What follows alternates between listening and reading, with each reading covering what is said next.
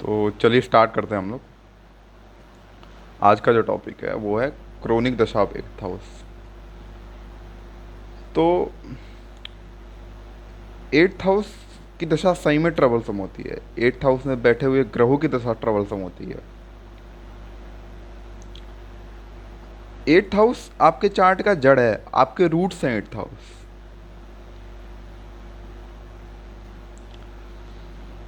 जब भी eighth house की लॉर्ड की दशा आती है या एट्थ हाउस में बैठे हुए ग्रहों की दशा आती है तो आपके सारे बिलीफ सिस्टम को तोड़ने का काम करती है, आपको हिला के रख देती है एट्थ हाउस की दशा। मतलब आपको जिस चीज़ पे भरोसा होता है ना, वो वही लोग परेशानी का कारण बनते हैं, वही लोग आपके इमोशनल ब्रेकडाउन का कारण बनते हैं। मतलब आप देखो ना कि पॉलिटिशियन के चार्ट में ना सूर्य एट्थ हाउस में नहीं होना चाहिए, या मतलब जिसको हायर अथॉरिटी की हमेशा ज़रूरत पड़ती है उसके चार्ट में ना सूर्य एट्थ हाउस में नहीं होना चाहिए। क्योंकि सूर्य क्या है, हायर अथॉरिटी है, बॉस बॉस है सूर्य। और जब वो एट्थ हाउस में गया तो प्रॉब्लम तो अथॉरिटी की तरफ से आनी है ना, तो प्रॉब्लम अथॉरिटी की तरफ से आनी है। आप देखो ना, मार्स कभी भी एट्थ हाउस में नहीं होना चाहिए, क्योंकि मार्स क्या है, यंगर ब्रदर्स हैं। और वो जब एट्थ हाउस में गया तो ब्रदर का सपोर्ट नहीं मिलना आपको। मतलब अगर मार्स एट्थ हाउस से गोचर कर रहा है या ट्रांजिट कर रहा है, या आपके बर्थ चार्ट में मार्स एट्थ हाउस में प्लेस्ड है, तो आपको प्रॉब्लम तो ब्रदर ब्रदर की तरफ से आनी है ना। आपको प्रॉब्लम ब्रदर की तरफ से आनी है, आपको ब्रदर का सपोर्ट नहीं मिलना है।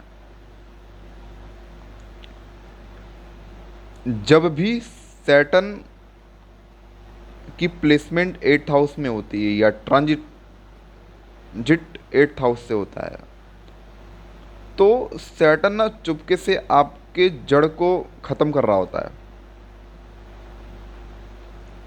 मतलब आप ऐसे ऐसे मिस्टेक्स करते हैं ना कि उन मिस्टेक्स की कोई भरपाई नहीं है। मतलब बाद में वो मिस्टेक्स फुलफिल नहीं किए जा सकते। तो इंसान ना मतलब हिल जाता है। मतलब अगर एट्थ हाउस की दशा आ रही है या एट्थ हाउस का लॉर्ड सिक्स हाउस में प्लेस्ड है, तो इंसान को क्रोनिकली कोर्ट केस देखने पड़ते हैं। मतलब आपका कोई इन्वॉल्वमेंट भी नहीं था ना, तब भी आपको कोर्ट केस देखने पड़े। मतलब एट्थ हाउस के दशा में ना कोई कॉन्फिडेंस नहीं बचता इंसान के अंदर। ये दशा ना इतनी खराब है, या अच्छे शब्दों में बोलें तो इतनी ट्रांसफॉर्मेटिव दशा है कि इंसान को ना तैयार रहना चाहिए कि हर समय कुछ भी हो सकता है। मतलब कि अगर एट्थ हाउस की दशा आने वाली है तो इंसान को तैयार रहना चाहिए कि किसी भी टाइम कुछ भी हो सकता है। आप देखो देखो अगर एट्थ हाउस की प्लेसमेंट थर्ड हाउस में है तो प्रॉब्लम आपको सिबलिंग से आनी है। आपके यंगर, आपके छोटे भाई बहनों से प्रॉब्लम आपको आनी है। अगर फिफ्थ लॉर्ड एट्थ हाउस में प्लेस्ड है तो प्रॉब्लम बच्चों से आनी है ना। फिफ्थ लॉर्ड क्या है, पांचवा घर क्या है कुंडली का, वो तो बच्चों को रिप्रेजेंट करता है, प्रेम संबंधों को रिप्रेजेंट करता है।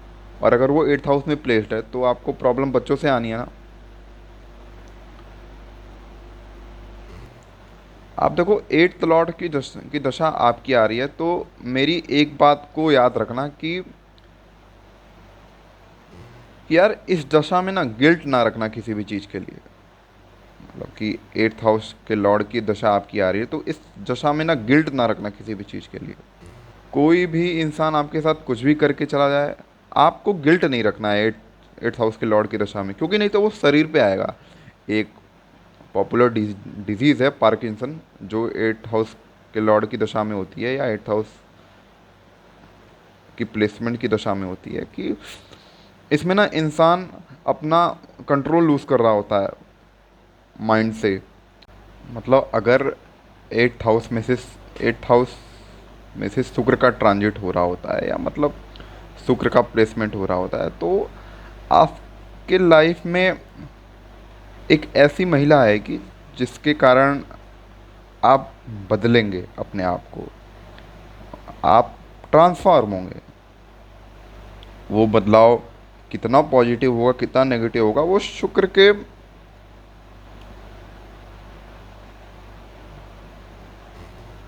के स्ट्रेंथ के ऊपर डिसाइड होगा। आप देखो ना, एट्थ हाउस की दशा ना ट्रांसफॉर्मेशन को रिप्रेजेंट करती है। मतलब जिस किसी की भी एट्थ हाउस की दशा है, या जिनका एट लॉर्ड स्ट्रांग है चार्ट में, पॉजिटिवली प्लेस्ड है, वो ना बदलाव को पॉजिटिवली लेते हैं। जिनका नहीं होता, जिनका वीक होता है, वो ना बदलाव को नेगेटिवली लेते हैं। आप देखो, आपका एट लॉर्ड, किसी किसी का एट लॉर्ड शुक्र है, किसी का मंगल है, किसी का मून है, किसी का सन है, किसी का सैटर्न है। नेचुरल एट लॉर्ड केतु को माना जाता है ना। मतलब केतु की दशा जब भी आती है तो आपके लाइफ के जितने भी कैंसर्स हैं, मतलब कैंसर्स मतलब वो आपके लाइफ के वो चीज़ें जो खराब हो चुकी हैं, जिनकी सीमा नहीं है, मतलब जो आपको नुकसान पहुंचाने वाली हैं, उनको कट करती है। अगर अगर एट लॉर्ड आपका अच्छा बैठा है, तो अच्छा बैठा है, उसके अंदर स्ट्रेंथ है, तो वो जो ट्रांसफॉर्मेशन होगा वो ऐसा होगा। अगर चंद्रमा एट लॉर्ड बनता है तो वो प्रेम से करेगा अपने तरीके से। मतलब प्लेनेट ना अपने कारक तत्वों से रिजल्ट देते हैं, अपने कारक तत्वों से रिजल्ट देते हैं। अगर सैटर्न होगा तो वो स्लोली, धीरे से रिजल्ट देगा। अगर मरकरी होगा तो फास्ट रिजल्ट देगा। मतलब इस हिसाब से।